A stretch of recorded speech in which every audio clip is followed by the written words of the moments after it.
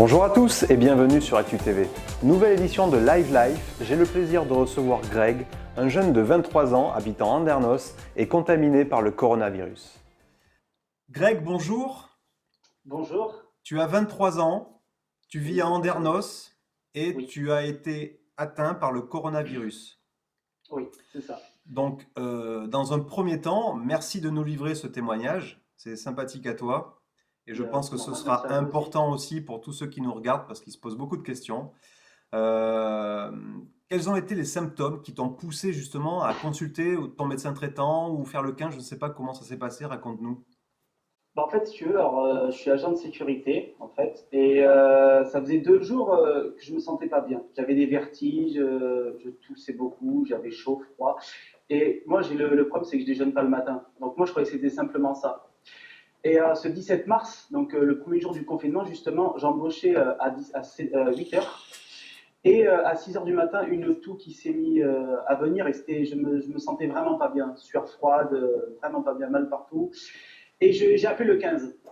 J'ai appelé le 15 et je leur ai dit mes symptômes et ils m'ont dit surtout, vous ne sortez plus. En fait, vous ne sortez plus parce que vous êtes peut-être. Alors, ils ont parlé d'une suspicion du Covid-19. Ouais, Il me dit, consultez votre médecin et par contre, vous ne pouvez plus sortir, vous êtes confiné pendant 15 jours. d'accord. J'ai écouté parfaitement. J'ai appelé mon médecin traitant. Mon médecin traitant m'a dit je ne peux pas te recevoir parce que je ne pouvais pas sortir vu que si j'avais une suspicion, c'est pas préconisé de sortir.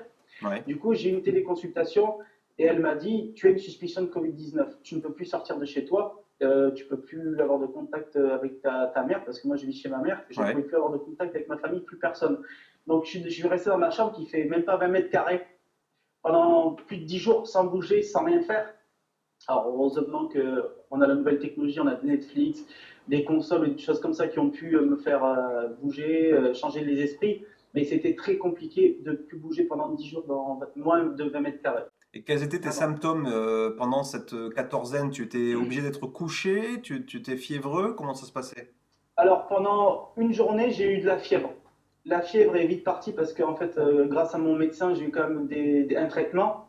Donc un traitement qui est pour les rhumes et pour la grippe, parce qu'en fait ils ne savent pas quoi donner comme cachet vu qu'il n'y a pas encore Ouais, de médicaments. ouais, Ça m'a fait effet, mais beaucoup de repos, oui, beaucoup de repos. Et mes symptômes, c'était une toux très très sèche, fièvre, mal partout. En fait, c'est un peu comme la grippe en fait, mais ouais, en plus intense, beaucoup plus dur. d'accord.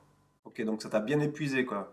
Oui, là encore actuel, là, je reprends le travail jeudi, mais je suis encore très fatigué, très très fatigué, mais voilà, à un moment donné, il faut que je reprenne. J'ai plus Ouais. de symptômes, j'ai plus rien, donc je peux maintenant aller travailler tranquillement. Là, l'issue de cette quatorzaine, elle a été établie par qui? Qui t'a fait un bilan de santé pour pouvoir dire que tu vas bientôt pouvoir sortir? Alors en fait, c'est mon médecin traitant. Parce qu'en fait, D'accord, quand j'ai appelé le centre 15, eux m'ont dit justement de rester chez moi, d'appeler mon médecin. Donc en fait, c'est mon médecin qui a établi déjà ma suspicion du Covid-19. Et ensuite, j'ai rappelé mon médecin mais il y a 3 jours. Et elle m'a dit que, en fait, je lui ai expliqué tous mes symptômes et tout. Et elle m'a dit, mais est-ce que tu les as toujours? Je lui ai dit non, j'ai juste la fatigue. Donc elle m'a dit, mais tu, on peut préconiser que tu peux sortir, mais alors quand je vais travailler, ça sera gants et masque, parce que je oui. ne vais pas quand même Oui, pouvoir parce que c'est vrai que sortir, quoi. les bilans comme ça par téléphone, ça reste un petit peu approximatif. Bon, c'est compliqué de ne pas voir le malade physiquement. Mais c'est sûr que oui, déjà pour un docteur c'est compliqué, mais alors pour le malade, moi qui était stressé, parce que voilà, moi je me suis toujours dit, bah, le Covid-19 ça peut arriver ça pourrait jamais m'arriver. Je sais pas, on le voyait, ça nous a jamais atteint, donc, mais moi maintenant que ça m'a atteint, si je me dis que ça touche tout le monde en fait, ça touche tout le Voilà, monde. même à Et 23 ans, au top de sa forme, on peut être atteint par le Covid-19. franchement, oui, après, c'est surtout, voilà, maintenant, je pense que faut faire attention, énormément attention. Et quand on dit qu'il faut faire des gestes barrières, se laver les mains, rester à 1,50 m, c'est pas des blagues. C'est Ouais. vraiment, faut vraiment le faire. Et, Faut vraiment le faire. comment ça s'est passé au sein de la maison? Donc tu restais dans ta chambre, mais j'imagine que pour prendre ta toilette, aller manger, comment ça s'est organisé tout ça?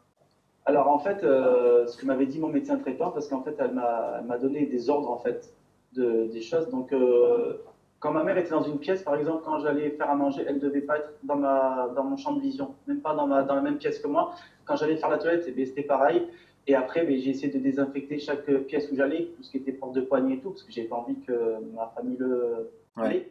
Donc c'était très compliqué, oui, très très compliqué à gérer. Et elle aussi, elle a dû respecter un confinement plus drastique, ta maman? Alors, elle, la seule chose qu'elle devait faire, c'est elle devait éviter de me voir, en fait, D'accord. pour pas la voir, en fait. Donc, les gestes barrières, hein, 1,50 m, tout le temps se laver les mains, et plus que d'habitude, parce que vu qu'elle était en contact avec une personne qui l'avait. Mais non, moi, j'avais plus d'ordre plus drastique, on va dire, que elle. D'accord. C'est quand même compliqué parce que quand on est dans un état grippal, on a tendance à se faire assister par ses proches, on reste au lit ou malade, on a besoin d'eau, de se lever ou pas. Là, tu devais te débrouiller totalement en parfaite autonomie, quoi. Ben oui, parce que quand des fois j'avais à manger, des fois c'est soit me le laisser, parce qu'elle est gentille, ma maman quand même, elle me faisait à manger, elle me le laissait devant la porte. J'avais l'impression d'être, mais ça m'est jamais arrivé. On me parlait à travers la porte. Eh oui, J'étais là, j'avais la sensation d'être en prison, oui, vraiment, ouais, ouais, vraiment. vraiment. Et c'était impressionnant. Moi, ça m'est jamais arrivé. Moi, j'adore sortir, surtout qu'en plus sur le bassin, on est bien, on aime bien sortir, et en plus il y a le soleil, en plus. Donc, renfermer, c'était très compliqué, ouais. Très, très, très, très compliqué. Ouais. Donc depuis, là, maintenant que ça va mieux, tu as commencé à sortir, ne serait-ce que pour aller faire des courses alimentaires ou pas du tout? Pas encore. Alors oui, parce que comme j'aide beaucoup ma mère, donc oui, donc j'ai pu ressortir avec attestation bien sûr. Je suis allé faire des courses florales et tout. Et quand je suis sorti, c'était bizarre aussi parce que j'étais complètement désorienté. Ah 10 ouais. jours renfermé, j'étais désorienté. Je suis allé faire les courses, je ne savais plus où étaient les rayons. Et ça m'a fait peur en fait.